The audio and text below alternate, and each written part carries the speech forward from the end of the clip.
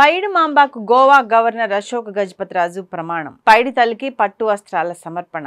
గజపతుల ఆడపడుచు శ్రీ పైడి తల్లిని మాన్సూస్ chairman Goa governor Pusapati Ashok Gajapathiraju సోమవారం దర్శించుకున్నారు. సాంప్రదాయానుసారం అశోక్ గజపతిరాజు కుటుంబ సమేతంగా కోట నుంచి బయలుదేరి మేళ తాళాలతో ఊరేగింపుగా పైడి తల్లి ఆలయాన్ని చేరుకుని పట్టు వస్త్రాలను సమర్పించారు. పైడి మాంబకు ప్రత్యేక పూజలు చేశారు.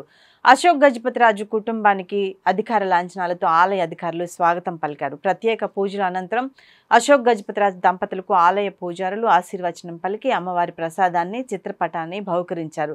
ఈ కార్యక్రమంలో అశోక్ గజపతిరాజు కుమార్తె విజయనగరం శాసనసభ్యురాలు పూసపాటి అతిథి విజయలక్ష్మి గజపతి, ఎంపీ కలిశెట్టి అప్పలనాయుడు, ఇతర ప్రముఖులు, కూటమి నాయకులు పాల్గొన్నారు. ఏడాదిలోగా పైడితల్లి అమ్మవారి ఆలయ అభివృద్ధి పనులను పూర్తి చేస్తామని అశోక్ గజపతిరాజు అన్నారు. పైడితల్లి దర్శనం అనంతరం ఆయన మీడియాతో మాట్లాడుతూ ఇప్పటికే అభివృద్ధి పనులను మొదలుపెట్టామని, వచ్చే ఏడాది అమ్మవారి పండగ లోపల అవన్నీ పూర్తవుతాయని చెప్పారు.